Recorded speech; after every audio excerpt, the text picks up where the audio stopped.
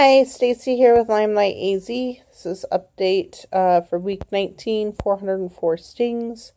This was an off week. I just had a heck of a time doing anything this week. I never did the detox for my double detox day. Um, I don't honestly remember if I did it for earlier in the week even. I don't think I did. And I only had 2 sting days instead of 3 sting days, which is why there's only a 20 sting jump instead of 30 for this update. Um, and it just has been a weird week for me. I have been wanting to start on the L-tyrosine. I have the L-tyrosine ready. It's not really...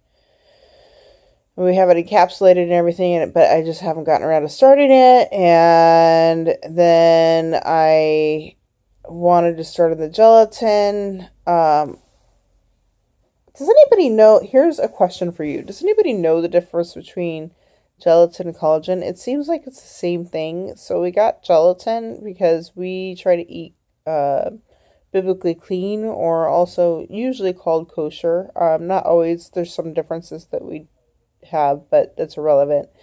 And so I ended up buying some gelatin, some beef gelatin that was kosher, but I wasn't sure how to use it, so we ended up buying Jello. Made Jello yesterday, but that requires getting people to make it every day. I think we're going to start sticking my magnesium in the Jello instead of in the juice. That way, with the sugar content, I only get it with the Jello instead of the Jello and juice. Yeah, I'm trying to get people to make that every day. I don't know that that's going to pan out. It's a lot easier to pour something out of a bottle. So the other thing is that my stomach has been just kind of jacked up this week. I've had a couple of days where I haven't really eaten much, and that's part of the reason why my sting days were all messed up, and then I haven't been taking my supplements the last couple of days, which is a huge no-no with bee venom. I should have at least been taking it yesterday, and it just didn't happen again yesterday. I'm debating whether or not I want to go ahead and try to sting tonight, which I'm supposed to. But if I do that, then I may have some issues with my adrenals. So I might go ahead and just do like my adrenal supplement today in addition to my regular supplements. I don't know. At any rate, it's just been kind of a weird week. Now, as far as improvements, I actually have had a couple of interesting improvements. So, first of all, my left foot, the toe, there's like 3 toes, big toe and a couple of other toes, that really felt like they needed to be popped. I can't reach my feet. I can barely reach my knees. So I can't pop them, but they really felt like they needed to be popped. And so I had my husband do that, go ahead and pull on those toes. It was so excruciatingly painful. Not because of the popping, but because of him having to hold on to my toes. That pressure on my toes really, really hurt. However, he got them to pop, and they felt a lot better after that. So, and it didn't take much to get them to pop either. We're talking probably a good 6 months that it's been since I've had toes that felt like they needed to be popped. I have other body part joint wise that really feel like they're kind of trying to pop. My fingers, I got them to pop last week too, a little bit, because I like pushed on a blanket or something in a diagonal motion and they popped. So, my body is definitely doing some popping that it hadn't been prior. So something's going on. I've been talking about the popping for a couple of weeks, but it seems to be getting to do better popping now. My jaw, it's all tight on the right side, but on the left side it seems all loosened. Also, my ear keeps popping on the left side and makes my hearing a lot better. I thought originally before getting diagnosed with Lyme that I was losing my hearing because it was hereditary. My mom is extremely hard of hearing. And she said that it's not hereditary. I don't remember what happened, why she was losing her hearing. Um, she ended up saying that it's not hereditary, that there's something specific with her. And I discovered that after losing quite a bit of my hearing. Well, now I know that it's probably Lyme related. So it's interesting that my left ear is popping on its own when I yawn and stuff. Um, Weird that I say the word yawn and I have to yawn. Anyways, so my left ear has popped a few times and the hearing seems to be getting better. Okay, so big development, and I don't know what this means, except that maybe a co-infection is getting kicked out, or part of the Lyme is getting kicked out. I have complained for months that when I cry, it's like dog slobber tears. That they're gooey and they're weird. They're not watery like tears are normally supposed to be. And it's been like that since the beginning of the Lyme. I cry and it's goo. And they frequently burn my eyes too. Which is a vicious cycle, by the way.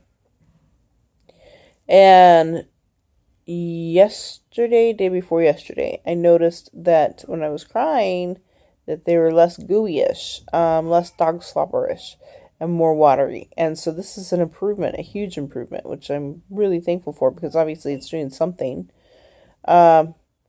So this week's plan is to get back on schedule and doing things properly. Okay, so my plan for this week is to start in the L-tyrosine, try to get some more gelatin in me to try to help with my joints. Pay more attention to using the TENS unit. I started doing really well, and then it kind of went to the wayside last week. And then I also have a foot bath that Stephanie gave me. Thank you, Stephanie. Several months ago, and I haven't used it since.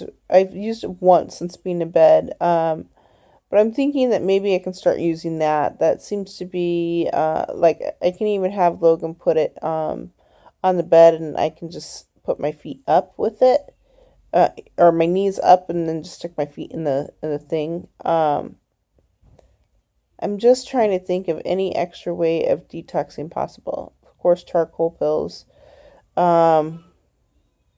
I do have stuff for castor oil pack, which I know Bill Thompson mentioned in a comment recently when I was saying I didn't have many options for a detox. I haven't tried using it yet.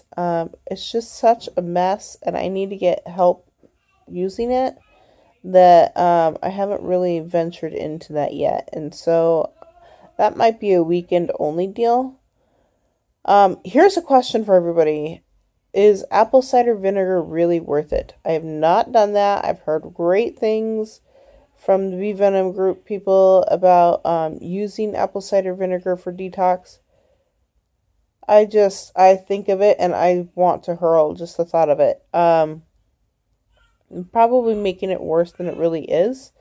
But what's your opinion? Is apple cider vinegar really, really worth the flavor and drinking it, or is it one of those things that everybody says works, but it's not really that big of a deal? Sauna blanket, I need to pay more attention to this week. I really just kind of jacked everything up this past week between my stomach and my husband being busy and me just being like, you know what, I just don't care. I do care, but I just was in a mode of I'll do the bare minimum. And I am pretty much paying for it. I am hurting really bad today, and I'm not entirely sure where that's stemming from. I had a little bit of gluten-free pasta, which I know is notoriously makes my body all jacked up. But usually I'm over it by now, and my body is just so stiff and miserable right now, and I'm just like, what is going on? Or is this retracing? I don't know. I just don't know. Okay, and then lastly, I'm doing a major diet overhaul.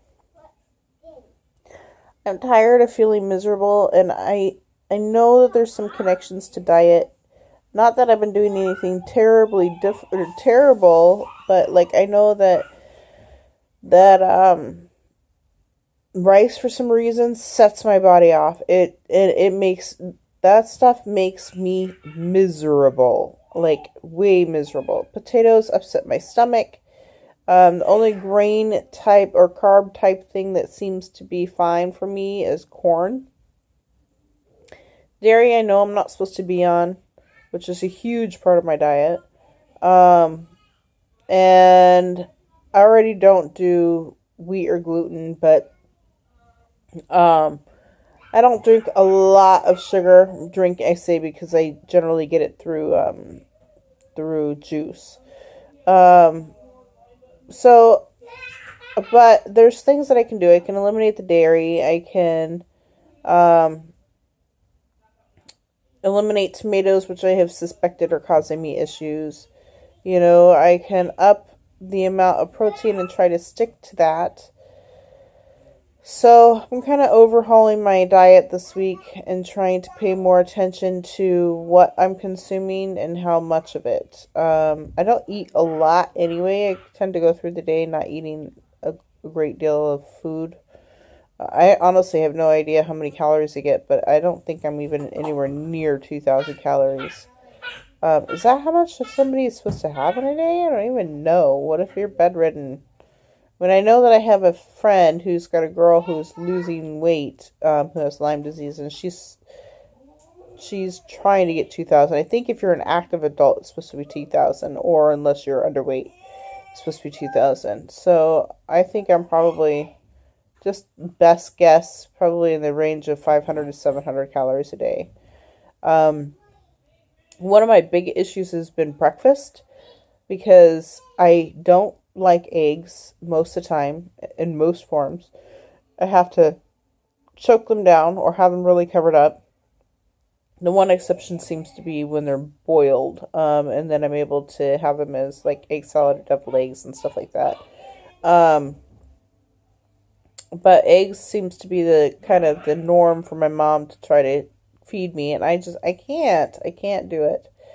Um, Especially now that the potatoes are upsetting my stomach that she used to make with it. Probably not the best choice for breakfast anyway. And then I moved on to yogurt, but that's dairy based. So now my husband and I have a let's see, it's Garden of Life meal replacement mix that's like a protein shake, and I'm gonna try those for the morning because morning is my hardest meal to try to find for myself that makes me happy and makes me not feel like I'm starving and will prep me for lunchtime without messing up my stomach. Sorry about all the noise. Oh my gosh. I guess it's time to go. Anyway, so meal changes. I'll let you know how it goes next week. L-tyrosine and gelatin is being added to my diet this week. Talk to you later. Bye.